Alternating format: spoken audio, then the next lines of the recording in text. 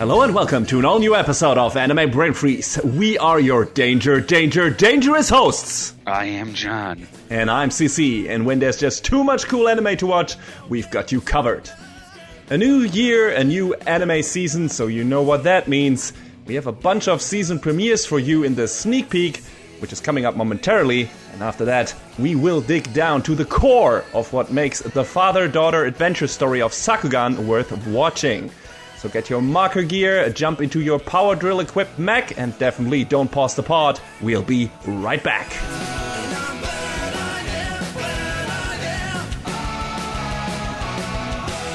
Alright, sneak peek time. As it turns out, I have a bunch of nopes and John has none. So I barely watched anything. Yeah, that's fine. I mean, this season, as we've already determined before the recording, is a bit of slim picking seasons. I mean, that can sometimes happen, but it's kind of... You would see we also have not a lot of reviews scheduled for this season. Pretty much only 2.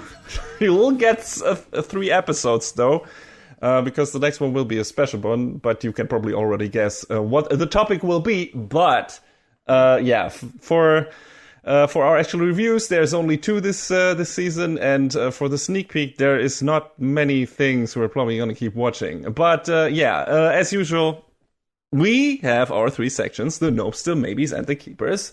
And the nopes are the shows that, in this case, I checked out and decided to, and not going to keep watching. So let's start with those, and after that the maybes, the shows that we might keep on watching, and the keepers that we definitely will, unless they turn out to be to go off the rails, fly off the cliff, run themselves against the concrete wall, whatever you might want to call it. Anyway, Let's start. You know, it has happened before, John. No, you're right, but you know. Mm-hmm. Yeah, I don't want to be. I don't want to doom prophesize whatever, but there's enough of that on Twitter. Let's just say some shows just, I don't know, they have a predisposition for this kind of thing just from the setup alone, and you never know. You never know. It might just go horribly wrong at some point. Let's hope not. Anyway, let's start with the nopes, shows that are already going wrong in one way or another. And the first one on my list is Girls Frontline, or Dolls Frontline. Oh, yeah. I think that's a gacha game adaptation thing. It certainly is, because a friend of ours plays GFL a lot, and he was super looking forward to seeing all his gun waifus on the screen animated. Gunfu? I thought Gunfu was the thing they do in Equilibrium, but sure. That's fine too. Oh, wait, no, I'm sorry. I think it's Raifu. Oh, right, yeah. That makes sense. That makes absolute sense. Yeah, there are a bunch of Raifus in this. And the show is either for the fans of those, or for people like maybe old men who jerk off to tactical maneuvering in war scenarios, because that's all this show is. It's a squad of, I think, 4 girls, if I remember correctly. I was paying only half attention after a while. And they are fighting like they themselves might be robots or cyborgs, and they're fighting other cyborgs, and that's how they explain. That's how they explain how there's a bunch of the same models in the same fucking army. Hey, they're all robots. They all look the same. Yeah, I mean, I played the game for a hot second, and that was what I was able to glean from it too, so I don't think you're far off. Yeah. So, speaking of those 2 target audiences, I'm neither. The action is well directed, and the OP and ED kick ass. They're really good, but that's not going to be enough to keep me around. I mean, like, the characters don't seem like they are shit or anything. It just feels like I can already smell who that show is for and what that show is going to do mostly, and I'm not interested in that right now. And the action alone is not doing it for me. So that's it for that show. And I have no idea why they renamed it too. So whatever. Our friend was talking about that at one point, and I don't remember the explanation, but there is one, so. Okay. But anyway, I'm not going to watch that. Next one on the list is Futsal Boys. No. Just no. Wow, okay. I mean, I like sports anime, and this seems unfair to the sport of futsal, but it looks like football indoors with smaller goals, and that's it. I'm not familiar with the sport, but it just looks... Yeah, this feels like smaller football or smaller soccer, and that's it. And Captain Tsubasa, this is not. And especially not Haikyuu or anything of that quality. The characters are all archetypal pretty boys. The animation is decent, but...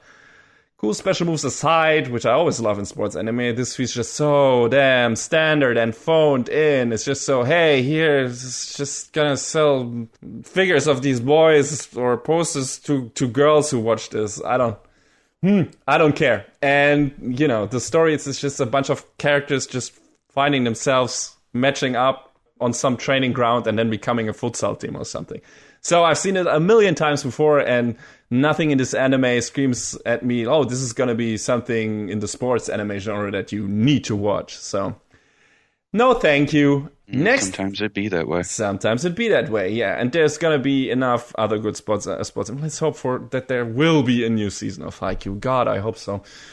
But yeah, for now, yeah, I don't need that. The next one is a more interesting thing. It's called Requiem for the Rose King, which is a fictionalized retelling of the War of the Roses. If you're maybe familiar with a bit of British history, the battle for the British or the English throne between the House of York and the House of Lancaster. That was the War of the Roses, which was also partially the inspiration for Game of Thrones. And the manga that the show is based on is also heavily inspired by the Shakespeare plays Richard III and Henry VI, which I have not seen. Sure sounds like it from the concept. Yeah. I might have read parts of Henry VI in English literature class, but if so, I don't remember anything about it. I'm sorry. But yeah, that alone was like, oh, this is interesting. We haven't had one of those in a while. I love me some anime adaptations of historical events and classic literature. I've been dying to rewatch Gankutsuo. I enjoyed Romeo x Juliet for what it was. Le Chevalier d'Eon was neat, and those definitely were some wilder interpretations of their source material, or the historical figures and events they were based on. But I also dig the stuff that is closer to the books, like Little Women, for example. We both like Arte and Vinland Saga as far as historical pseudo-fiction thing goes. So there's definitely some good stuff in this genre. And this one has some interesting bits in it. The art style is very cool, a good mix of watercolor-style backgrounds. It works with a lot of shadows and creepy atmosphere. Young Richard of York being haunted by a specter of Joan of Arc is an interesting supernatural or psychological component. And Richard also being trans in this is an interesting wrinkle, as well as his possible romance with Henry. But man, there's barely any animation in this fucking cartoon, John. Oh no! This is barely above a motion comic. Everything that would have demanded actual animation, like sword fighting or big battle scenes or horse riding, is mostly still frames. And the rest is talking heads. Oh no, you hate to see it. Yeah, I get it. It's basically a play, so I should be able to forgive that, but I want animation in my anime. I'm sorry, I can't. I get it. It's a shame, because this could have been a cool interpretation of this particular bookmark of history and, you know, the literature and everything, but I might as well read the manga, because the anime has nothing that really makes it worth putting time into watch it. Yeah, I guess the voice performances and maybe some of the music and it being in color and everything, but, you know, I want animation. I know it's not in the same genre, but didn't that one, was it Way of the House Husband, have sort of the same issue? Yes. Where it was definitely more of a motion comic? They just copy-pasted the manga panels and that was it. And I knew sometimes this can be a budget thing, and I'm pretty sure the target audience for this is not ginormous, so their budget probably wasn't super high or anything. So they had to probably cut some corners, but man, there are not any corners left in this anime. This just kind of round. Off, huh? Yes, it's just a fucking plate, and there's nothing on it. I mean, there's some stuff on it, but it's that plate is not moving.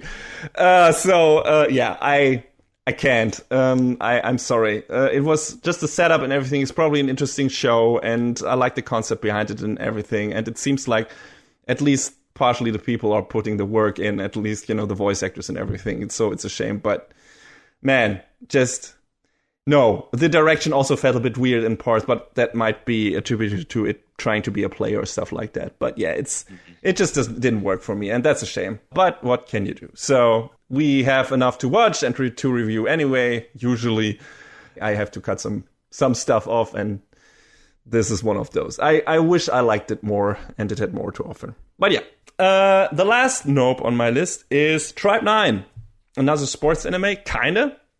So... in 20XX... Yeah, we finally reached Mega Man X. Yeah, finally. I wish we got a proper Mega Man X anime. Wait, no, I'm sorry. Was Mega Man X 21XX? Am I a fake fan? Oh no! Was it? No, I think Mega Man X was 20XX, and I think Mega Man 0 was 21XX. Might be wrong, though. I know Mega Man is 200X at the beginning when they start out. Wait, no, it was 21XX. I am a fake fan. Really? Oh, fuck, then I'm too. Oh, no. Mega Man X began in July 21XX, according to the Journal of Dr. Kane. Oh, no. Well, we fucked up. I'm going to cut that out of the podcast. Can't have our hyper Mega Man nerds' reputations being tarnished. They're so fucking important. Anyway, so Tribe 9 is then set in normal classic Mega Man timeline, I guess. Gangs called tribes have caused so much havoc due to their street war that the government has ordered them to solve their dispute through the most logical of solutions: extreme baseball. I'm sorry. Mm-hmm. And one of the important big characters is Shun Kamiya. He's the head of the Minato tribe, one of the top ragtag teams that gets some new members in the first episode. And he's one of those guys that gives everyone funny nicknames like Tuna or Boring. I don't know. But, yeah. As you might know, I love my sports anime as ridiculous as possible. I also love the realistic ones like Haikyuu, but I love it with, I love stuff with crazy super attacks and everything in it. And the show definitely got that covered. Extreme Baseball, as the name suggests, is playing loose with the rules. So one game is played all over the city. We got running up the side of buildings, we got lightsaber bats, we got fucking power armors that shoot baseballs from a railgun. What? Yes, John. And that's lovely. The soundtrack is great. I don't know who did it. I should have looked that up. I forgot. But it's great. The character design is by the Danganronpa guy. So it's got a really cool, neat, pop artsy, punky look to it, which I really dig. The problem is, baseball really isn't my sport, and also this needed to hit it out of the park animation-wise to be really interesting, and it didn't. The action direction is kind of boring, and the animation itself is kind of mid-tier. I like the neon look, but that's about all that stands out aside from the character design. The characters themselves are fun, but super basic right now, and so is the story. If the production values were up there, this could have been a home run, but this just isn't. Oh my God, stop. Sorry. No wonder it was produced by Leiden Films. Yeah. I mean, you've done good stuff before, and like I said, it's not a bad show. If you're into sports anime, if you're in the mood for something more out there, with crazy super attacks, like, I don't know, what was the one game/anime produced by Level 5? Inazuma 11, like something like that. I was about to say Yokai Watch, but I just... it came after that, I guess. But so if you're in the mood for something crazy sports anime stuff like that, or Kuroko no Basket or stuff like that, sure, check it out. Maybe you're more into that, especially if you're more into baseball than I am. But that's not one of the sports that is played here in Germany, so I'm not that familiar with. I don't know anything about the rules, and I'm not actually anything I see of the sport is like, I'm not interested in this. I think the only thing I liked baseball related was that a League of Their Own, and that's a pull. Yeah, and Major League. I think I liked those two. Those were the two baseball things I watched that I liked. So, yeah. I don't know. Just this didn't hit on all cylinders in the first episode, and it needed to catch me, and so it didn't. So, there you go. Well, apparently the music was good because it was composed by Masafumi Takada, who did the music for the Danganronpa games, and those games have good music. I wonder if this is also based on a game. You know, if it's also the same character designer from the Danganronpa thing. I don't know. Maybe if even one of the writers is involved. I doubt it. Tribe 9 is a Japanese multimedia franchise created by Kazutaka Kodaka. So it's just another Danganronpa. Yes. So I wonder if this is gonna go really dark and really bloody down the road. So I don't know. If I hear something about it like that, where it's man, the story of Tribe 9 gets super crazy. It's like Kodaka, and it's like okay. So sure, I might check it out again. But just the first episode that I watched, I was like, this isn't it. So we'll see. I might return to it if I hear really good things about it, about the story and anything, or if I see some gifs that make me go crazy in terms of because of the animation. But yeah, I don't know. Probably won't happen. So these were my nopes. Let's move over to the maybes. John, you have one of those, so why don't you talk for a bit? Yes. My one maybe, because everything else is, well, we'll talk about what everything else is. My one maybe is Slow Loop. Mm-hmm. So Slow Loop is all about this girl, Hiyori, who, when she was young, her father passed of a disease, but he taught her all of the joys of fishing. And, you know, she enjoys going out and fishing on her own. And she's not really much of a people person. But one day she meets this girl, Koharu, and Koharu, like, she's sort of this very energetic Genki girl, and she gets instantly very interested in fishing, and the two of them become friends. Koharu talks about how her mother passed when she was young, and the two of them figure out that, hey, we're meeting our step families today. And as it turns out, what a twist. The two of them are now stepsisters, and it's just the story about them bonding over fishing and getting to become, you know, this new family together.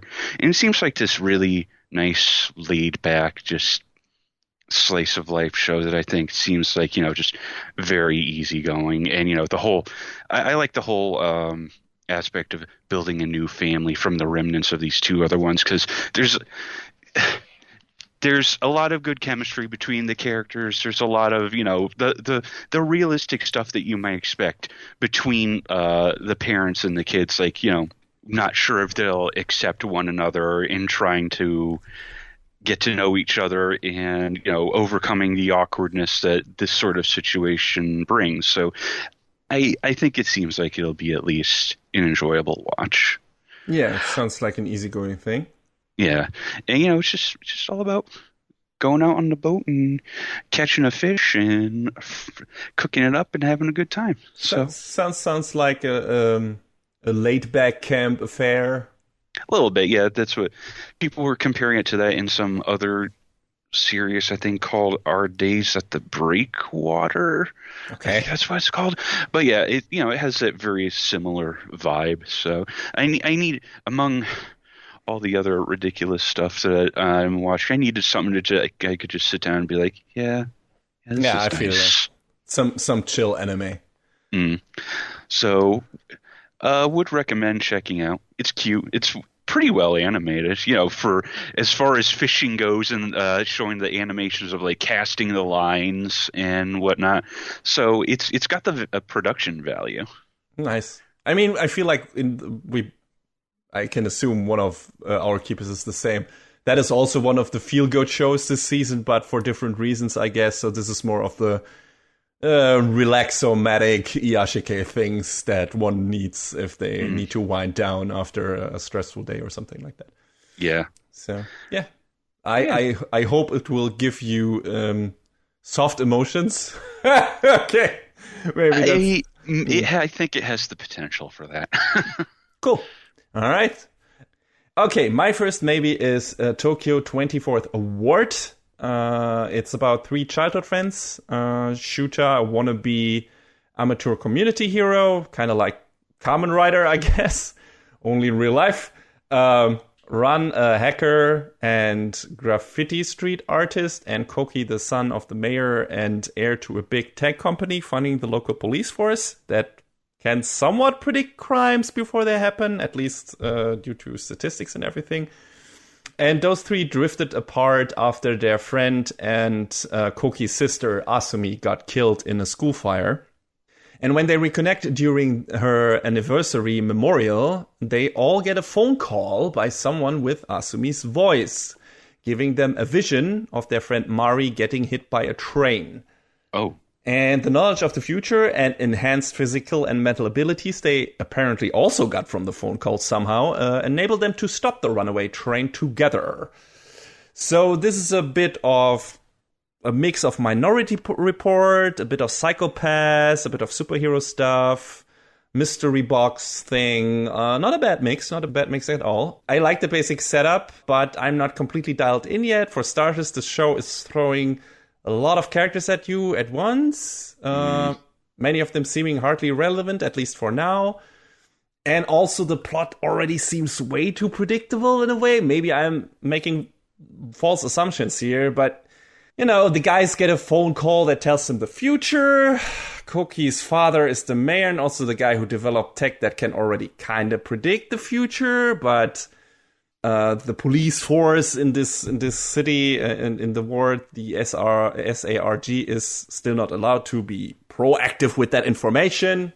I'm willing to bet Koki's dad either created an AI modeled after Koki's sister Asumi, or her brain is the core of the new overhauled system that can like 100% predict the future. And he probably wants to force a change in politics that will enable him to use this tech preemptively so that less people die like his daughter, like unnecessarily and stuff like that. Also probably Nanomachine's son, which would kind of explain the superpowers, I guess. Like I said, I might be completely wrong here, but I get the feeling this is how it's going to play out in a way. Will I stick around long enough to find out? I don't know, because I can't predict the future.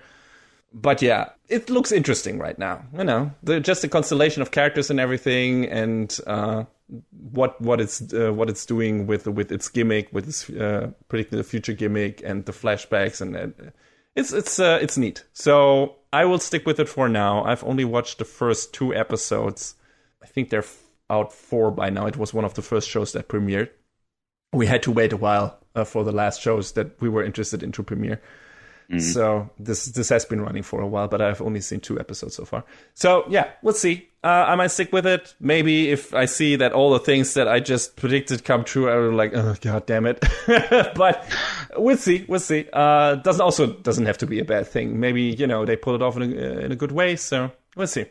It was definitely one of the more interesting shows that I checked out this season. So I'm going to stick with it for now. That's cool. The other maybe, and the last maybe on my list, is Sabikui Bisco. After an explosion destroyed most of Tokyo, Japan fell to ruin and is a post-apocalyptic desert wasteland, mostly.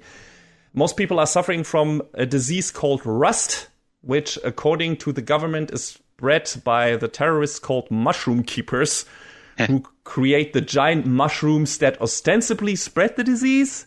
And there's a young doctor called Milo, who seems to think that he can actually create a cure for rust with the help of the mushrooms. And he's personally motivated due to his big sister suffering from this disease.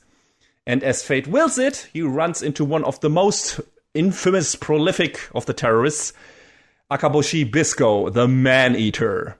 And shenanigans ensue. Yeah, there's a really good-looking, colorful show with tight action scenes and interesting environments and character designs. Bisco rides a giant crab.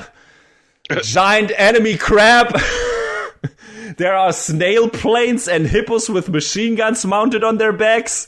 It's wacky. The first 2 episodes are jumping back and forth between current time and flashbacks, so it's a bit disorienting, but I think things will move forward more chronologically, starting with episode 3. think they mixed that up to have it be a bit more action-heavy in the first 2 episodes. Yeah, looks like a fun post-apocalyptic fantasy action romp right now. I'm here for it. Don't know if it will keep the promise from its first 2 episodes, but I'm willing to find out for now. Also, it has Kenjiro Tsuda as a very shady governor, so that's a plus. Yeah, I dig it. I think it could be a cool, weird, wacky action thing, a bit Mad Max styled, but also, giant mushrooms and animals that are places they shouldn't be. And the size they should be. So yeah, it's a neat thing. I'm looking forward to seeing more. All right, that's it for the maybes, I guess. On towards the keepers. John, we probably have the same keepers, is my assumption. So why don't you start us off? Yeah, so pretty much everything that's quote unquote new for my keepers is just returning stuff. Same for me. So why not start off with Princess Connect Redive Season 2? Yes, let's do that. It's more Princess Connect, and it's just as goofy and silly as the first season set out to be. As far as I can tell what they're doing with the story, though, it seems like they're focusing on, the guild and character side stories more than they are the main story, because maybe they can knock out the main story quicker than the rest of the stuff. But boy, if everyone was there in the intro sequence to the first season, everyone is actually for reals here in the intro sequence for the second season, with maybe the exception of 2 or 3 second-year characters from the Japanese version of the game. But they did exactly what I was hoping for.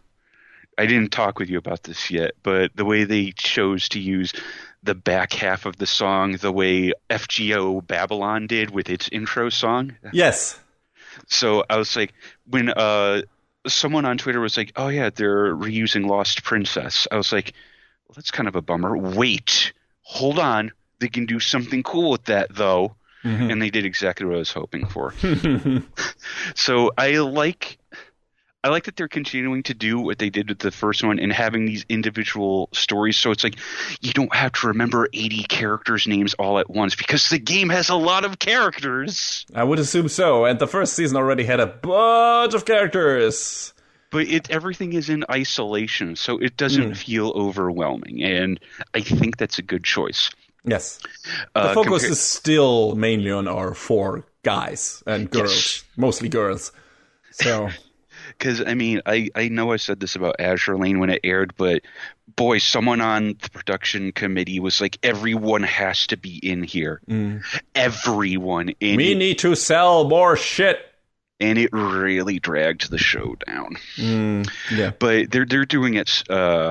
Cygames has a better idea of how to handle their IP than I think Yoastar does. I mean, as they should. It's their IP. But Azure Lane is Yoastar's IP, so... Yeah, I guess, yeah. But I guess Cygames in general, they have already, even when they license their shit out, I feel like they try to be involved maybe in a way, or they try to keep a certain level of quality, at least for some of the stuff that I watched that they are related to, because it's their fucking IP. Between Grand Blue, Princess Connect, Uma Musume, and the very often forgotten World Flipper. Don't forget Rage of Bahamut. And Shadowverse.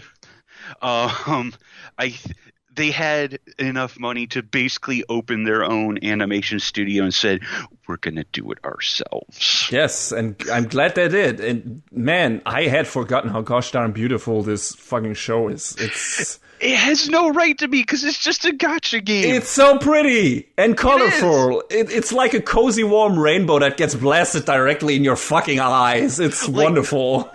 As a longtime bystander on the sidelines before the game ever got localized, seeing it get this incredible treatment is like, yeah, no, this feels good. This feels right.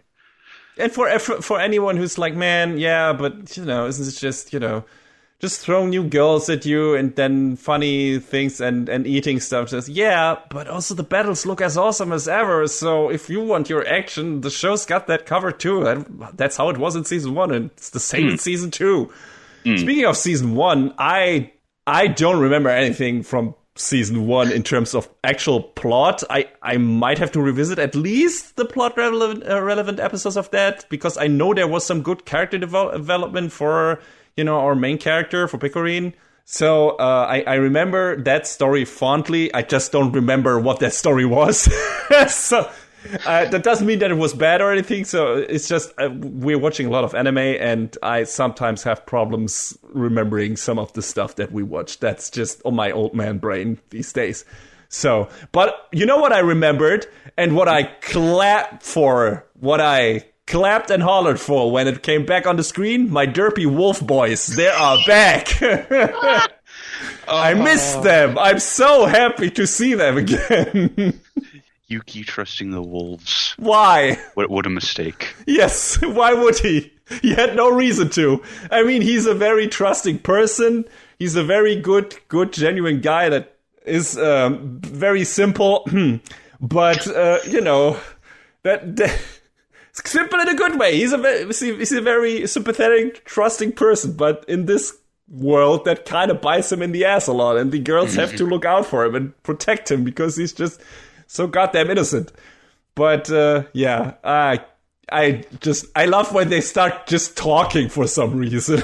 Yeah, that was so weird. Good stuff.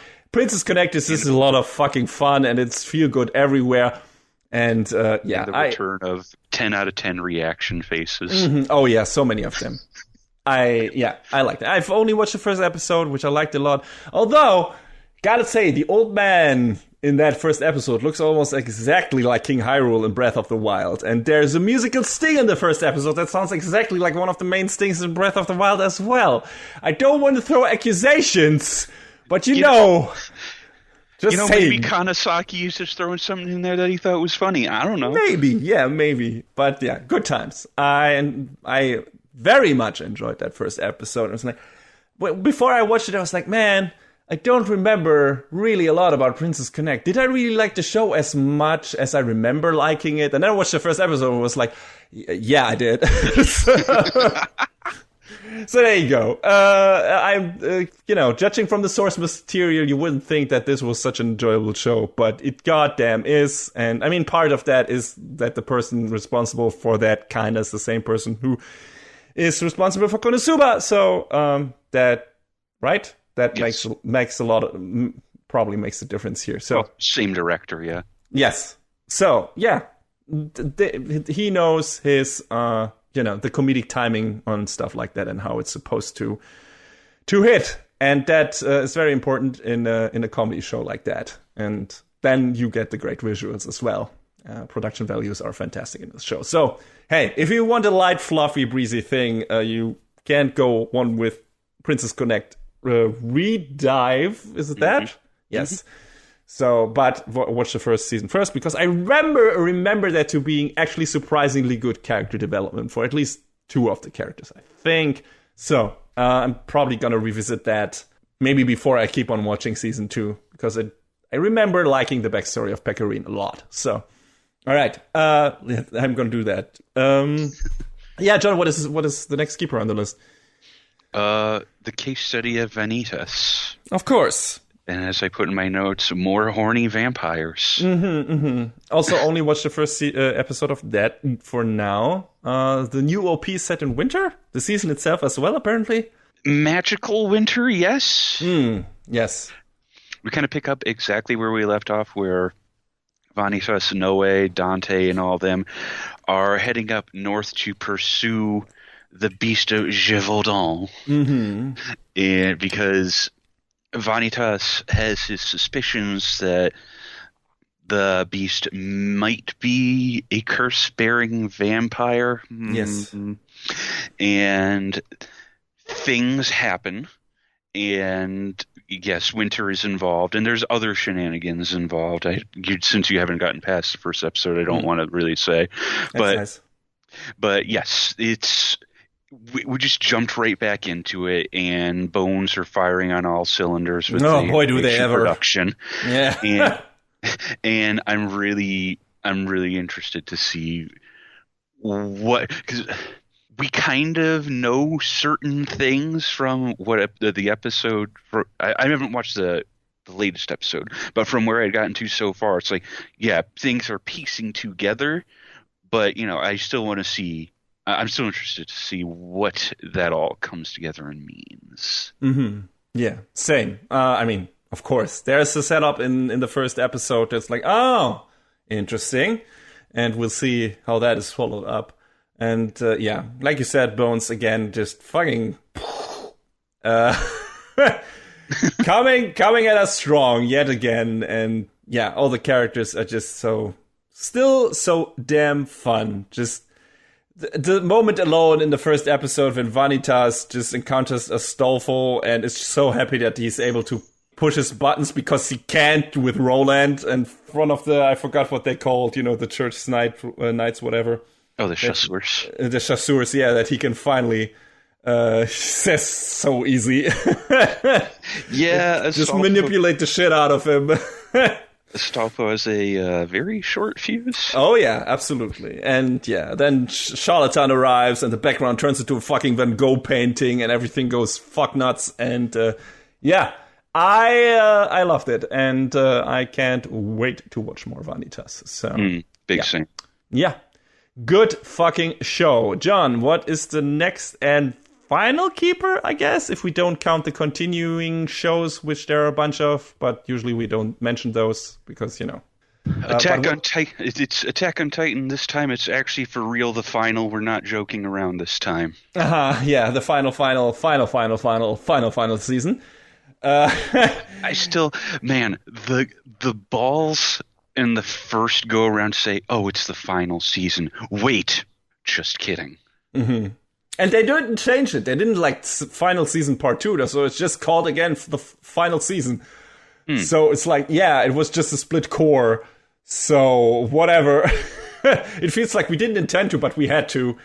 And I mean, it's noticeable that quite a lot of time has passed since the first go around at the final season, because I feel like they took their time to put as much work into this as they could have. It's immediately noticeable how hard they triple A'd this. Even the CG. Yes, the CG especially the CG. Especially wildly the CG. Spot on. Yes, it's ridiculous. I watched that first episode and was like, wait, was the CG that good in the first final thing? No. I don't remember. I remember it to be very spotty in a lot of parts, but this looks fucking amazing. There's new shading on the Titans, and they move much more fluidly, and there's much better direction when it comes to the camera angles and everything that covers up the weak spots in the animation routines. It looks so much better. It looks ridiculously good, and I wonder if they can keep up that level of quality. I hope it doesn't just go down in the last couple of episodes or something because they ran out of time or something. But that first one, holy shit. Yeah, I great. And we can't really say anything about the story because that's spoiler territory, even more so than the previous times we talked about Attack on Titan in the sneak peek, because this is just gearing up to wrap up. And yeah. I will say one thing that a friend of ours said to me that was completely out of context, in that it will make your head spin. Okay. I don't know what to take from that. You'll understand. Okay. Yeah, we'll see. The new OP is titled The Rumbling and is pretty damn cool. So I like that. And yeah, there are already a bunch of interesting story beats happening, and this definitely feels like, hey, this is it. This is actually the finale. This is the end of the story, and this is what everything has been leading up to. So, I am so anxious, John. I am trying to be optimistic, especially regarding what Aaron's plan might actually turn out to be. We'll see. You'll find out. Yeah. So I'll try my best. I'm gonna try to catch up with that show tomorrow. Same for Vanitas, and then we'll see what I think of that. But yeah, the assault on the city in the first episode is brutal, and it's just, you're right in it. And there are already some neat character moments in it that I really enjoyed and that I've been waiting for a while. And especially, the first part of the final season, where it's like, God damn, I hope this happens and this happens. And it did. So, yeah, and some neat surprises. And like I said, I'm super anxious. I want this to finish strong. I want this to be a series for the ages. I want this to be one of my go-to best anime of all time that I will watch over and over again. And I don't want it to fucking crash and burn. I want it to stick the landing. I really hope Mappa will be able to do it. I haven't read the manga. I hope the author did the thing and ended it in a good way. I can't tell yet. I don't know. And so let's all hope. Let's pray. I don't fucking know what you want to do. Send your wishes to the center of the universe. But yeah. Let's hope Attack on Titan ends as strong as it started, or stronger. I mean, it was stronger than it started in the middle there. So, yeah, we'll see. And I guess that's it for Keepers, right, John? Yeah, I think so. Though, I guess the one show I didn't check out that I guess has apparently taken people by storm, and apparently all of the fan artists, because you can't turn around without seeing art of one character in particular, is My Dress Up Darling. Uh-huh. It's about this guy and this girl, and it revolves around cosplay and just like fashion in general. And the main girl, Marin, just there's art of her everywhere. Okay. Well, but I mean, I guess it's good. People like it. I just didn't check it out, but I felt like it at least bore mention. So, because it's one of the bigger, more popular shows this season. Yes, I don't want to be dismissive, but that accumulation of topics sounds like something I wouldn't be remotely interested in. So maybe at any other time I might, but yeah, maybe. I want my energy is low. I would like my rom-coms to be more pointed. You know what I mean? Yes, I get it. And I'm glad that everyone is enjoying it. I hope for the right reasons. And yeah, so we'll see what turns out to be the most memorable anime of this season. I probably assume, for good or worse, it's going to be Attack on Titan. For good or bad. We will see. Anyway, let's move over to our first and almost only review for fall 2021, and that is Sakugan.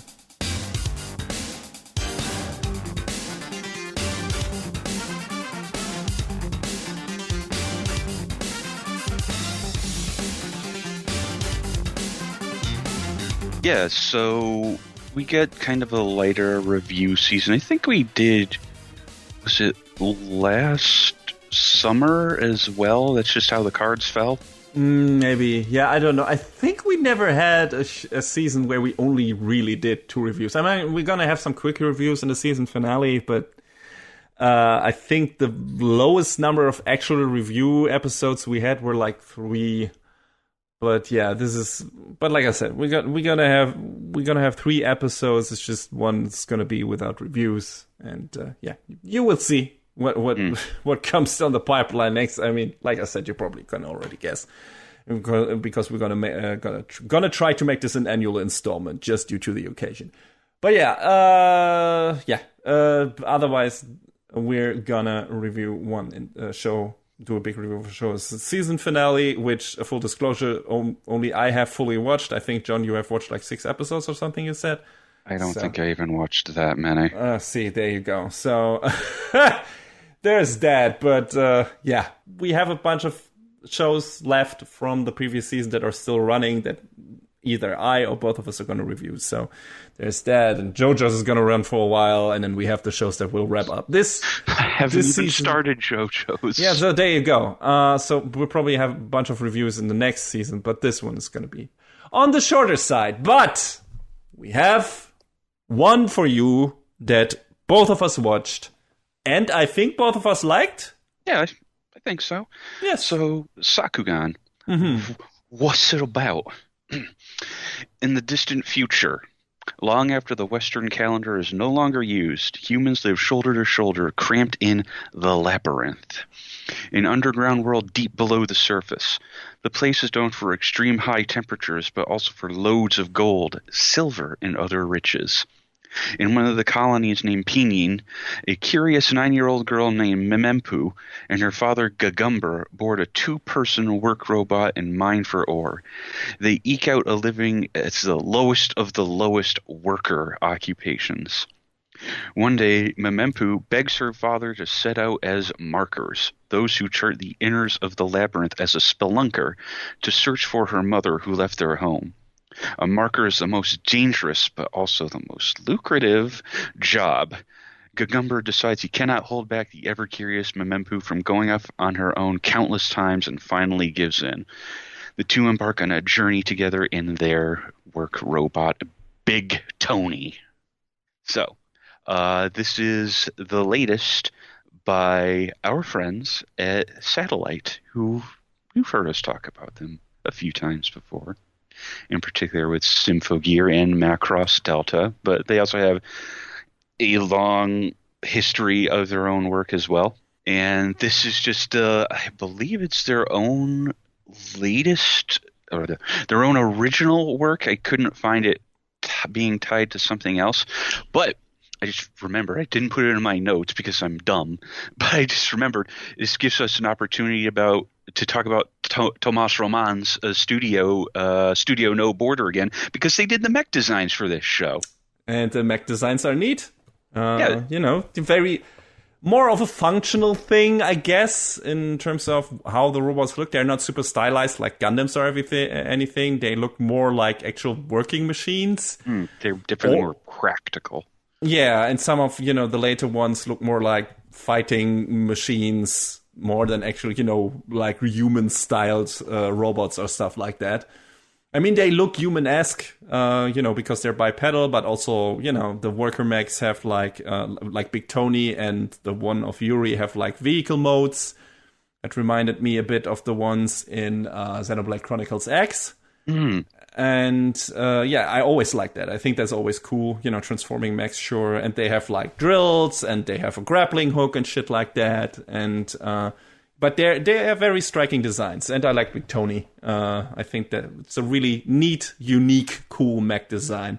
Looks like a bit like a big brother to the Mets from Mega Man, I guess. Yeah, a little. Yeah. So. And now, if they decide to color it yellow, then I would say, 100%. Yes, absolutely.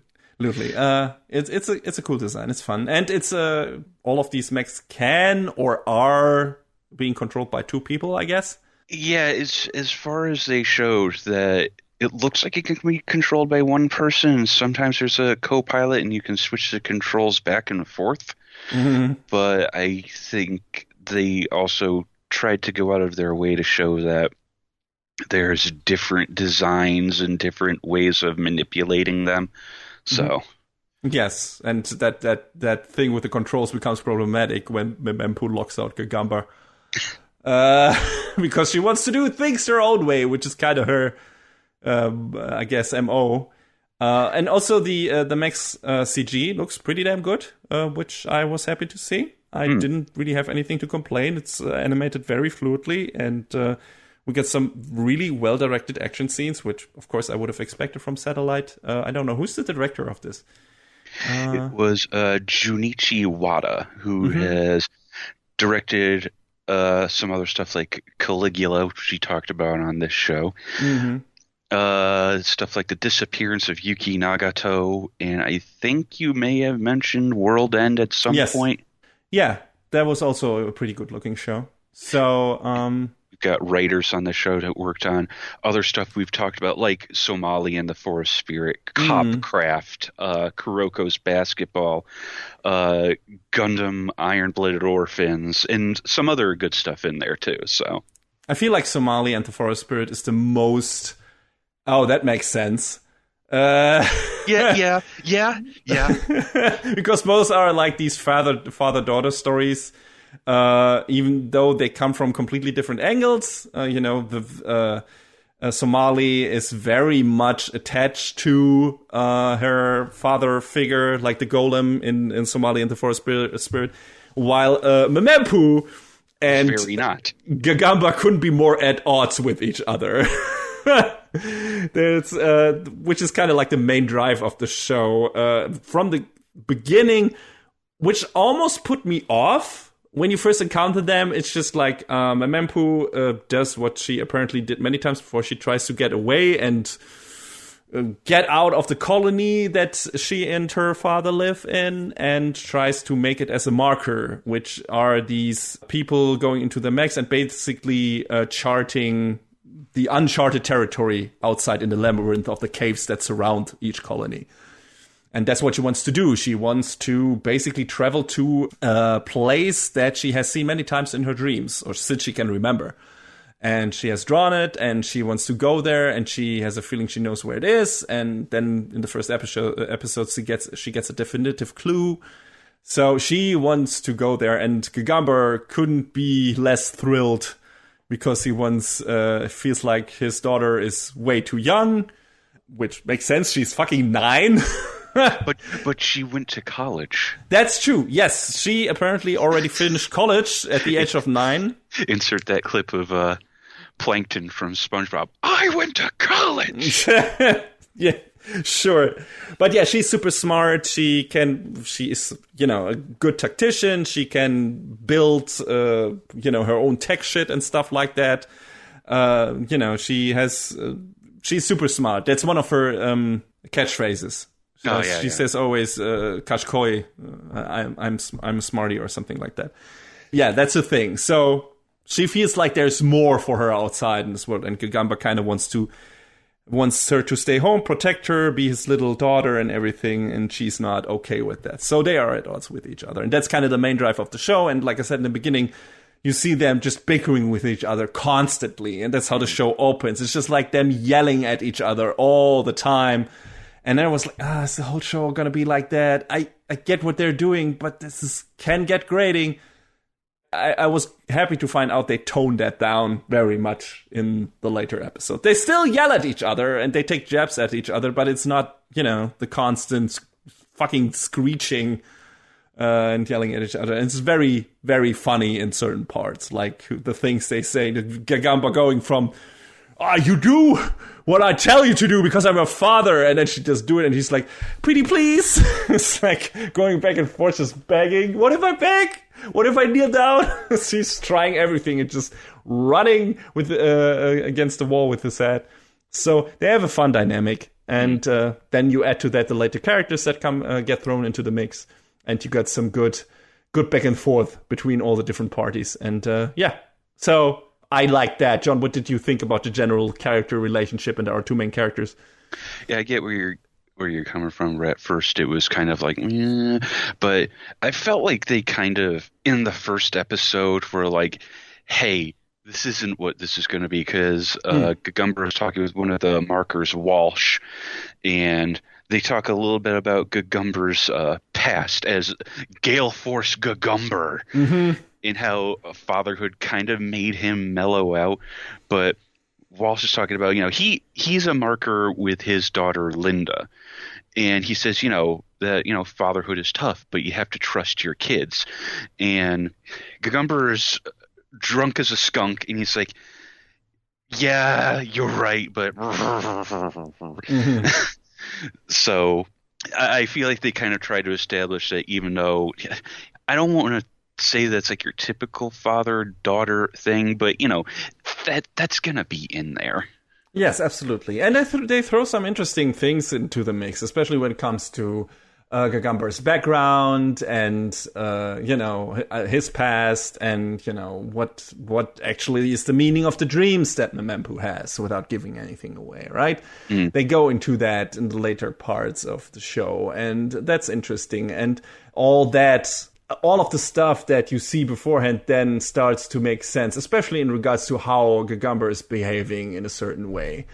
I felt like they pulled that off pretty well, and they didn't try to make this relationship one note and just be this, lazy deadbeat dad who has a heart of gold and really cares for his daughter, and on the other side this super smart girl that just wants to strike it out on her own and doesn't see that her father really cares for her and just is so hung up on her own dreams and ambitions. It's not just that. It's the biggest part, maybe, them trying to see eye to eye at a certain point and understand each other. That's their main character development of this first season anyway. And that might change in the later ones. But, there are some twists thrown in there, some interesting wrinkles that kept me going. And they take their time. They take their time to build that up. Also with the other characters that they throw in, like fucking Zacletu. Zacletu is her name. The names in the show. Yeah, they gotta say... Going through my notes when I was writing them during each episode, I trying not to typo all of the names was like, there's maybe a small handful of names. I was like, okay, I can spell this on the first try. It's weird. You got stuff like Memempu, Gagambar, you got Zakletu, you got, what is the bureau guy called? Miroro. Yeah. And then you got a totally normal name like Yuri, and you're like, what? What is that doing here? One is not like the others. So that's fun. But yeah, also, I didn't quite, maybe my understanding of Japanese language is not subtle enough, but apparently Memempu is intentionally mispronouncing Gagambar's name and is saying Gagamba all the time. But it completely sounds the same to me, like the way she says it, the way he says it, the way others' character says it, it all sounds like Gagamba. And that's it. It's like, what are you so hung up about? It sounds exactly the same. So, I don't know. That was a bit weird to me. I don't know, maybe because they're saying it ba as opposed to ba, like hanging on it the way you're supposed to. Yeah, maybe. I don't know. It sounded exactly the same to me. But yeah, they take their time with this story. That's one of the things I also wanted to mention, which might be a negative for some people. So this is only 12 episodes, and most of this first season, and we haven't gotten a confirmation yet if we get a second season, which, judging by the ending, that would be a tragedy if we didn't get one, because this season's the story is completely unfinished. Just throwing that out there. They also did a weird thing where they put up to be continued on the final episode, and then we're like, haha, JK though. So, like, you can't, which is it? No, I think it's super, it was super weird. They do like the end, then they throw in to be continued, and then throw the not on the end. So it's supposed to be, it's not the end, it's to be continued. But the way they throw it on the screen, it looks super confusing. It looks like you said, like they say, no, it's not going to be continued. But they are throwing the not on the end. So I think it's supposed to mean that, this is not over. We're going to continue with this.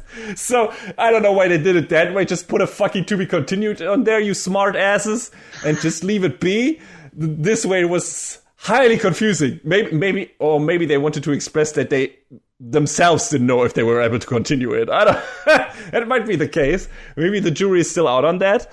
Maybe even they don't know if they make another season of that. If they don't, that would be really, bad. Actually, that would actually be bad because, like I said, we got a lot of interesting setups in this first season, but the story just is getting started. Like, the main antagonists of this show really come in. They get foreshadowed at the beginning, but they really only come in like episode 10 of 12. Yeah. And then they only really do something in the last episode, like something with consequences, and that actually reveals some of the stuff that, is relevant to our main characters, like, and answers some of the questions. It's so unfortunate because we got like basically Zakledu and Yuri's full arcs. Yeah, kind of. What about Gagumber in Memempu and others? Yeah, maybe. I assume we're going to get some bigger stuff with Miroro as well. Yeah, we know more about him too. Yeah, there's some foreshadowing where it's like, I'm separated right now from my wife, but I intend to go back and miss my child. And so it's like, let's see what that's relating to. Also, he might become the secret bad guy by the end, considering his, what he wants to do. and what his ideal is and everything. That. Yeah. So I don't know. It feels like we might have a clash between these characters in the end. And, when you first see him, you also don't know what he's about because he's kind of like the government guy who seems to just be there to throw obstacles in the way of Memempu and Gagamba. But actually, it turns out later that he's kind of looking out for them and protecting them in a way. So that is neat, but I wonder if it will stay that way. He and Gagamba have an interesting dynamic because they kind of hate each other's guts, but they both care for Memempu. And that makes it interesting, and they kind of learn stuff from each other, especially Gagamba learns stuff from Meroro. So we'll see where that goes. But yeah, all of that has not been finished, and especially not our main story. Like we just in the 12th episode, we learned something very important about Memempu. We learned something very important about Gagamba, I guess. He got a bit of more character development in the middle of the season, and that relates to some of the stuff from his past and everything, which I don't want to go away. That also relates to a kind of big twist for one of the other characters, which was kind of heavily foreshadowed, I gotta say. If you paid attention several times, many different ways. And when it happened, I was still like, oh, right. Yeah, sure. I should have seen this coming. I so should have seen this coming. I was surprised for like a second. I was like, yeah, of course. Yes, that makes total sense. Right. So, and I forgot there's one thing they didn't ever clear up a misunderstanding between Gagamba and Memempu. So that's still out there. Yeah, maybe that will, happen in the second season. Or they just forgot about it. Pulled a Toriyama, who knows. But this first season is mostly just, first we get the setup with the world building, everything. We learn about the colonies. We learn about what is happening in this world. We learn about our two main characters, about Gagamba and about Memempu. Then they set out on a journey. There's a lot of shit happening in episode 1. There's where you're already like, oh, fuck. This is not the show I expected it to be. So shit gets real in this show surprisingly often, where you're like, oh, you're in this, I don't know, cozy nonsense feeling where the characters are just having jokey things, happening, and it's just wacky hijinks everywhere. All the characters are doing goofy stuff, and then boom, with the flip of a switch, shit gets very serious, and it's kind of a bit of whiplash sometimes. Yeah, that first episode is like, hey, kaiju, though. Yeah, dangerous kaiju who are connected to the ground with weird bioorganic wires or something. Yeah, cables. I wonder when we will learn more about that. I assume they're just bioweapons constructed by the planet or something like that to, destroy the dangerous humans with their colonies. Who knows? Maybe. It's my assumption anyway. Yeah, it's my assumption now anyway. And the colonies themselves are also really interesting because it seems like whatever happened to our world made stuff from the top sink to the ground, because we got a bunch of landmarks from our world in the underground. I think the second colony they go to seems to be under Italy. Maybe there's the Colosseum, there's the Tower of Pisa. But I also didn't even pick up on that. Yes. And then the weird thing is, in a later colony they visit, there's the Statue of Liberty, I think. So this can't be all Europe where they're stationed. Maybe some of the stuff was transported there from different places. I don't know, when the Marcus discovered it somewhere or stuff like that. Who knows? Could be the case. Yeah, so it's interesting. I don't think the show doesn't make it feel like they traveled enough of a distance to get from Italy to the fucking United States. So even if it was underground, maybe, I don't know, but that seems like a long trip. I mean, there's that one episode where they're road tripping for a while. That's true. Yeah, and I think the colony they visit after that is the one where that is the U.S. colony. So maybe they, just stuff from the top just sunk to the ground. But be. Yeah. It's unclear. Yeah, it's interesting. And Meroro kind of wants to keep the stuff, the antique stuff, the historical stuff from ancient times. Wants to save that. Wants to protect that. Wants that not to fade away or disappear or die. There's this one episode where they're trying to protect this biotope or whatever it is, a field of trees and stuff like that. That is very important to him. He's kind of a biology history nut, a fucking nerd. And so is Memempu, and they connect over it. But Gagamba says like, yeah, you're just a bunch of fucking nerds. And I mean, Miroro is apparently all about preservation. Yeah. So that's the thing I said when I was like, maybe that will make him clash with later things. Because as much as the later antagonists, what are they called, Shibito? Yes. Shibito, yeah.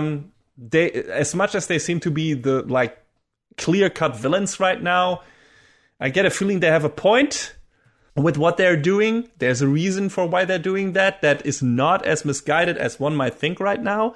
Their methods probably are, but there is probably a reason behind all of it why they're doing it. So, yeah. So I feel like maybe we get something in that regard. Where it's like if Mirror wants to keep the old ways and all the old technology and everything alive, that might actually go against something that later Memempu might want to do. Especially since the show is all about, striking on your own, doing new stuff, discovering new stuff, finding your own way and everything. If that is the message, maybe not to cling to old stuff too much, then that might be a problem later on. We'll see. So there might be a fight with the bureau later on, or whatever it's called. What are they called? The stuff that Miroro is working for. I forgot. The government, I guess, faction. Again, there's enough interesting stuff in the happening in the show. Sometimes it might feel like it treads water a bit, like it's meandering a bit, but most of it is just serving the character development. Like you said, John, there's this one episode where they have like this big road trip, and that ostensibly seems like this is just a weird, nonsensical filler side episodes where they all get high on a red flower or something. But that also, causes Memempu to have more vivid nightmares and sees visions of certain things more clearly that she hadn't seen before. And then we have some foreshadowing about what Zakletu is about, and we see some more stuff in relation to what Gagamba is all about and everything. So every time you feel like, oh no, this is just an episode where they're gonna waste some time, they either introduce a new character or they develop some of the characters. And I like that. I felt like, this felt like a more not really plot-heavy show in this first season. Like it was more interested in its characters than the actual story. But that I guess was mostly fine with me. How about you? Yeah, this season was definitely in service of the characters and the world, for certain. Yes, a lot of world building, yeah. One of my favorite things that I don't know if you picked up on, when they talk about money, they don't ever name the currency. That is true. Zakletu is out for compensation. How much? $1 million. $1 million what? Shut up. $1 million. Yeah, it would have been. I mean, there's probably a common. They have like these gems they dig up, right? Yeah. So whatever that is probably also part of the currency. I don't fucking know. And they get wages apparently. So it's gotta be. So yeah, I don't know if there's different currencies in different colonies because they're based on different cultures and everything from the old world. Interesting. But yeah, I didn't pay attention to that. But yeah, now that you're saying it, I don't feel like they ever mentioned any real currency name. Yeah, I tried to keep an ear out for that to see if they ever named it, and they never do. Because Zakletu has this bounty on her head, but she's out to get money for this job that she pulled at one point, and they just keep talking about it, and it's like, you guys are dancing around this pretty well. I like the humor in the show mostly. The constant back and forth can get a bit grating, but there's not too much in it. And there's some really funny jabs, when some of the characters gets put down. I felt like when Gagamba tries to go and hit on women once they reach that first outside colony, where he just always fucking uses the same bad line to hit on them, do you know why God created men and women? It's like, and all the eventually, right? The reactions of all the women is so priceless, and just, Jesus, are you serious? You're disgusting. Everyone is just put off, and it's hilarious. And he's like, 12 times rejected. My gears are warming up now. It's like, dude, what are you? That confidence, holy shit. I like that. You gotta be your own hype man. Why did Yuri stick around? Why did he join the group? I kind of missed that. I didn't really understand why he joined the group later on. As far as I could tell, he just was hype off of Memempu's hype. Oh, right. Yeah, maybe it was just that. I was like, wait, did they ever say why he really was? I mean, he had his team and everything, but apparently he wanted more than that.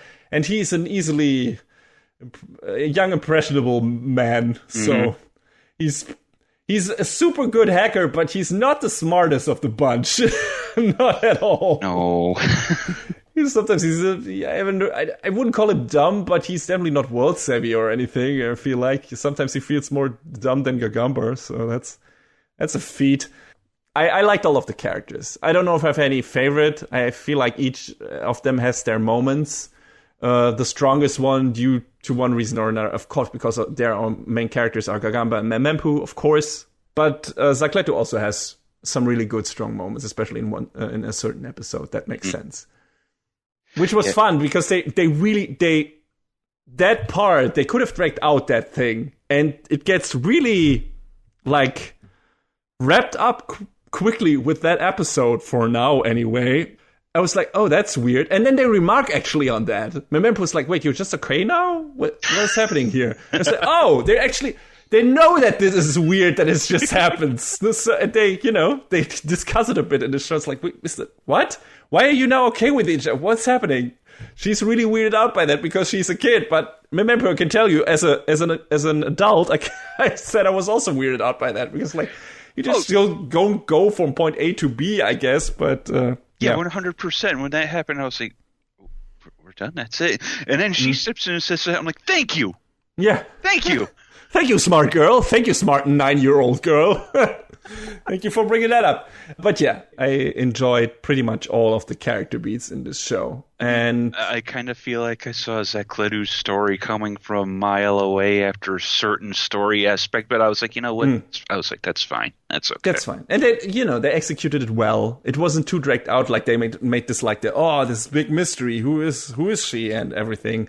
For when does the big twist come? Episode 7 or something like that, or 8? I'm not sure.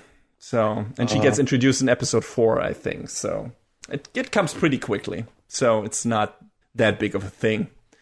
And even though if you already know who she is and everything and what her deal is, that they don't keep you guessing for too long. So I appreciated that.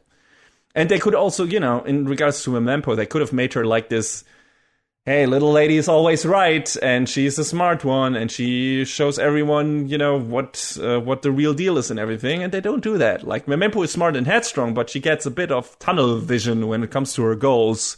So she has to learn that theory will only get her so far, and even if she's used to doing everything by herself, there are some situations where she can actually rely on her deadbeat dad and the others that join the group and everything. So I like that. And Gagama has to learn herself, right? Because he's used to being the protective father who is doing everything and is throwing himself into danger all the time. But with that comes the risk of him dying, and that would make Memempo even more sad. And he has to acknowledge that his life is not worthless, which he thinks for several reasons. Like, says several times, I have no dreams because, I couldn't fulfill them anyway, and my dreams have been killed before and shit like that. So that's why he is the way he is. But he needs to learn that is not the most important thing. And they lay some solid groundwork for that in the first episode, and then they extend on that in the coming ones. So that's good.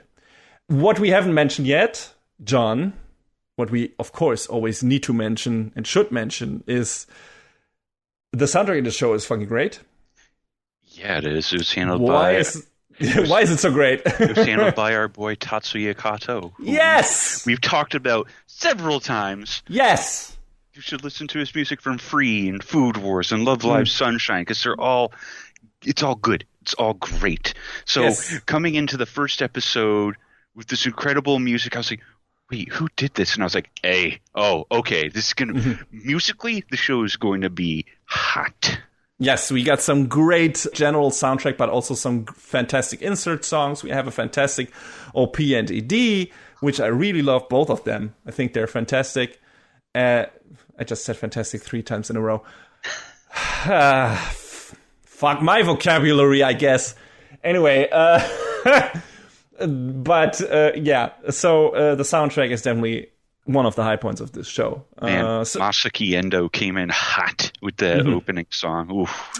Yes, very good. And the ED also has a great, I don't know, nostalgic feel to it and everything. I liked it. It's cute.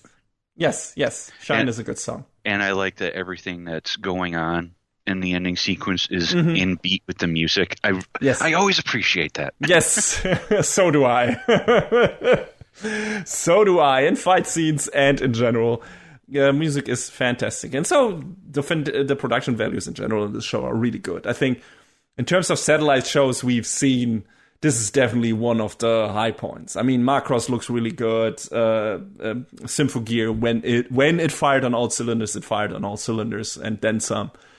But this is one of the really best, consistently good-looking shows I've seen from Satellite, I feel like. Sharp character models, good animation, good fight scenes, really good CG. And yeah, I didn't have anything to complain in terms of production values, in terms of art, whatever, music.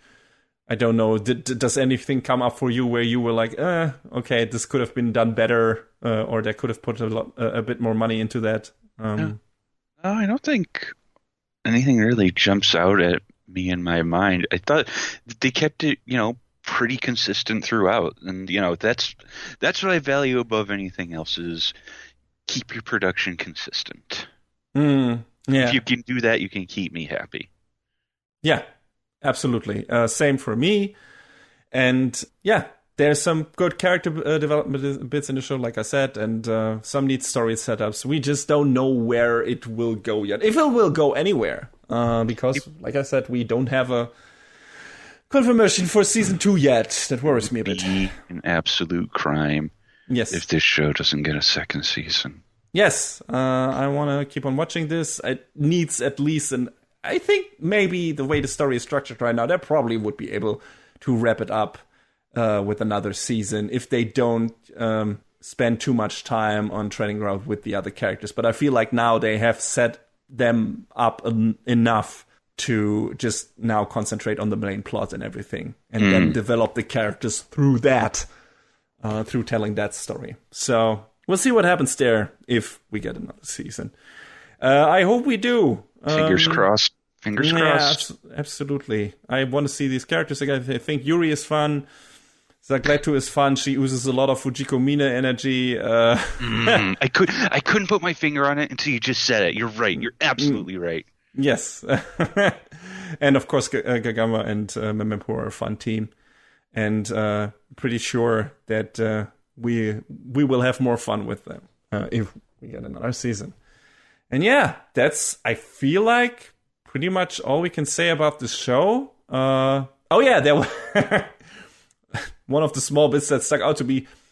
At one point in the show, we have a character that whose name is Rufus, and another character that is named Zack. And I was like, did someone here play Final Fantasy VII?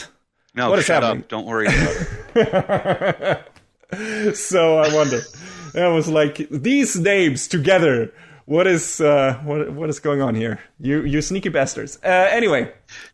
Well, I mean, it's like somebody from the very start that worked on the teams for the Final Fantasy games was definitely a fan of Star Wars, because there's always been a Biggs and Wedge. Mm-hmm. Always. Yeah, it's true. So, I don't know, maybe someone on the production team of Sakugan played Final Fantasy VII. I wouldn't be surprised. But yeah, It's a fun little show for now that is wholly unfinished.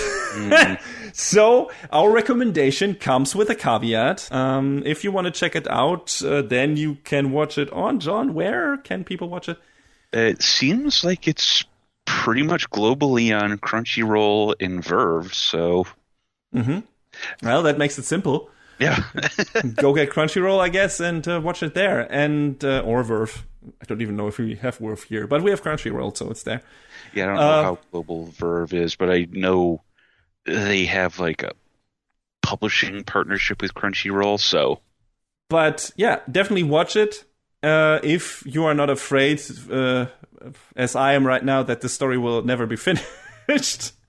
Oh, don't say that. Yeah, but there's enough in this first season that makes it, watchable. It just would be, that gives is reason enough to watch it and is, worth watching even without it being finished because, there are enough fun moments, riveting moments, and there are good action and neat story bits that make it fun even without having seen the rest of the story. But, of course, it's always sad if you have an unfinished story lying around that you started watching and then, that never gets finished. So let's hope we will get that. So keep that in mind if you plan to watch it, if you would check it out. It's a really fun show, so we recommend it, but be aware that it's not finished right now. And we haven't gotten a confirmation at the point of this recording that we will get a second season. So that was my issue with, what was it? Seraph at the end. We got two pretty good seasons, yeah, I remember. And then it's been dead, at least in anime form. It's true, and I liked what we got from that anime. I thought it was well animated. The soundtrack was kick-ass because it was... Of course, it was your boy Sawano. Yeah, it was Sawano, my main man. But maybe, we have had it before that anime that went on break for a long time came back when the manga was finished. So who knows? That's true. I don't know if Seraph is finished. I don't know if it's still running. I have looked it up in a while. I feel like I might check out the rest of the story in manga form because there was enough interesting stuff in there. It would just really be nice to have it in anime form because especially that second season was really well animated. And if the same studio... Apparently the manga is still going, so there you go. So there you go. Then they might wait until it's finished and then try to wrap it up or when it's in its final stages. I don't know who did the show. A1, right? Wit Studio. Wit Studio. Oh no, Wit did it. It was right. Wit Studio. Yes, it was Wit. And it feels like they have gone away from doing the seasonal thing after they've been burnt out so much by Attack on Titan. So yeah. They're doing Osama ranking right now, which I love. So glad that they're doing that. Although I don't know if that will be finished by the time this season ends. So I hope they will continue that if it needs to be continued. We'll see if Seraph of the End ever comes back. I am always hoping out for that because, I hate unfinished stories. Unless that's the point of the stories. There are some stories that are cool because they're unfinished and because they, let you guess what the final exclamation point might be. We had one of those in the previous year. That might actually come up in the next episode for a specific reason.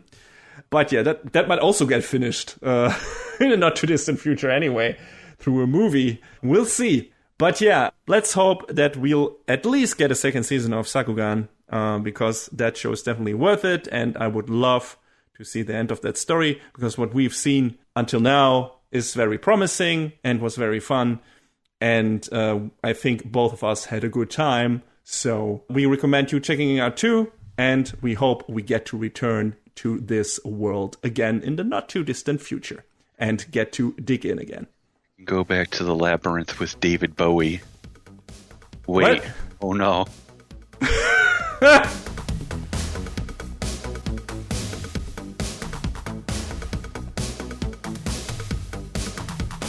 And that is a wrap on the 124th episode of Anime Brain Freeze. All the music in our show is from the Double Dragon Neon soundtrack by the amazing Jake Kaufman.